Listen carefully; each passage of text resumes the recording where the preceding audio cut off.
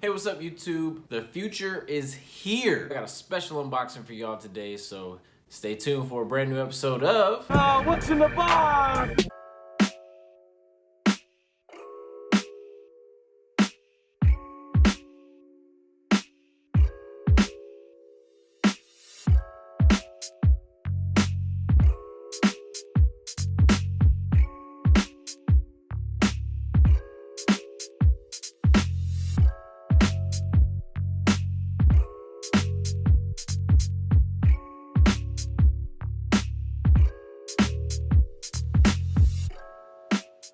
Here we have the Nike Adapt BB, released on February 17th for a retail price of $350.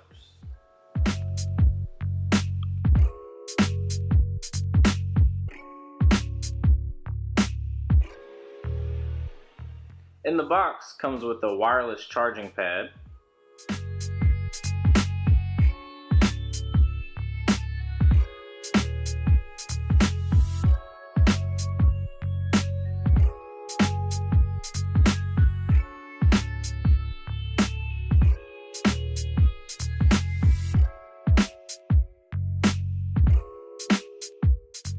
USB-C cable and charging base,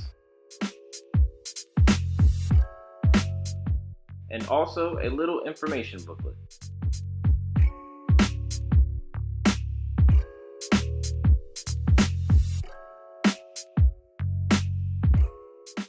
Now, outside of this technology, the shoes feature a mesh upper, a reflective swoosh, and an icy sole. Now, let's see what they look like on foot.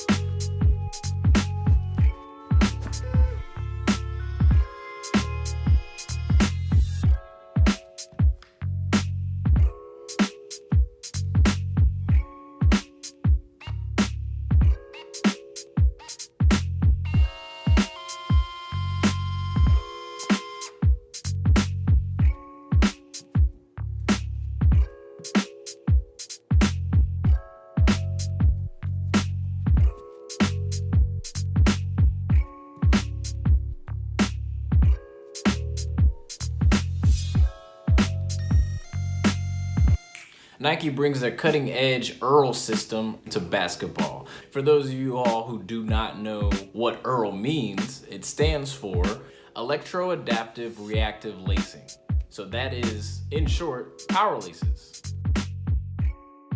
Utilizing the app on your phone, you can set presets to lock in your fitment. You can also change the lights depending on which color you're feeling that day or that week. And of course, you can also check your battery. Unfortunately, Android users have started reporting one or two shoes may go brick after a certain update had passed. Now, reports that I've seen say that Nike has pushed out a patch to correct that issue. Fortunately for me, I have an iPhone and I haven't experienced any of these problems. But if you do get them and they've actually fixed the bugs in the update, then maybe you can enjoy the shoe as much as I do.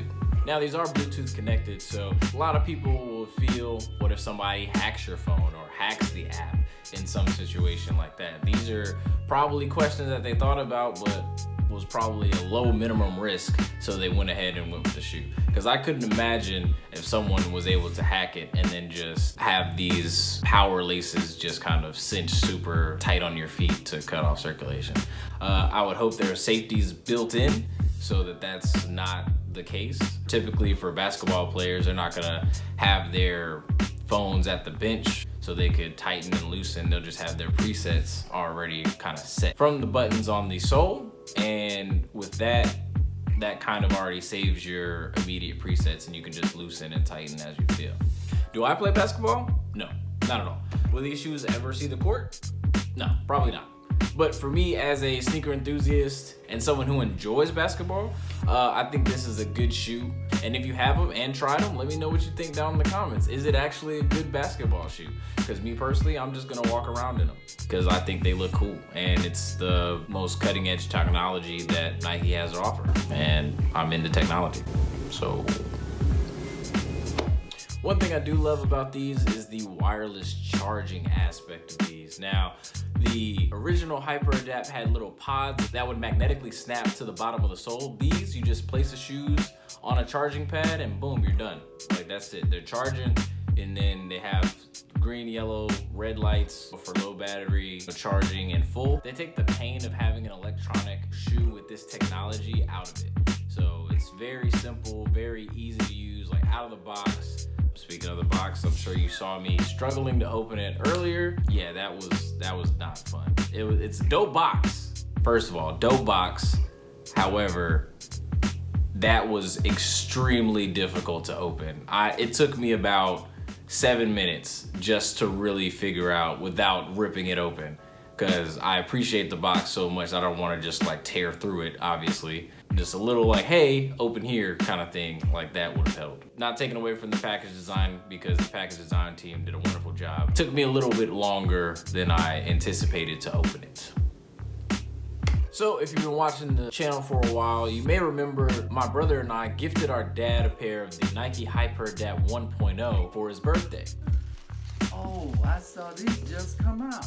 Now, ever since then, and seeing how much he genuinely enjoys the shoe and just loves wearing it, I wanted a pair for myself. So I started the hunt on reseller markets such as GOAT and StockX to see if I could find a pair for him in that $350 to $400 range. Didn't really work out, but lo and behold, Nike was already on the move, looking to apply the technology into another silhouette of the form of a basketball shoe. Now, once they announced it, they had a pre-order that popped up during the announcement, and I was able to cop my pair. I had to wait about 2 weeks to get them, but I got them nonetheless. One of my first wins for 2019. Overall, I feel like the shoe has a good look and feel. It feels like a basketball shoe. It looks like a basketball shoe. It's sleek, offers similar cues to the Nike Kobe AD, Kobe Bryant's post-career shoe, even more solidifying that connection to basketball and basketball shoes alike. And since it's more of a traditional basketball shoe, I feel like it's a little bit more stylish in my opinion. I feel like I can wear this around just about anywhere versus the original HyperAdapt 1.0. Even though it's more of a casual walking shoe, I feel the Adapt BB has a little bit more swagger to it. Nike hit the nail on the head with this one, and I'm very excited to see what other silhouettes they put this technology in. I'm sure Nike being based in sport, I imagine that they would try to do a more running shoe next with their running technology. But this is just speculation for me, just my opinion. I would even be excited to see what they do with the skateboard shoe, or even adding the technology to more popular silhouettes such as the Nike Dunk or the Jordan 1 or Air Force 1, any of their main silhouettes, to see how it would play out. And there you have it. There's my unboxing and review of the brand new Nike Adapt BB. If you liked it, don't forget to hit that like button. If you're new around here, please don't forget to subscribe. Leave a comment down below. Let me know what you think of the video. Do you like the shoes? How do you feel about the new technology being put out in these shoes? What do you feel about the risks of this new technology in shoes? Drop me a line down below. Until next time.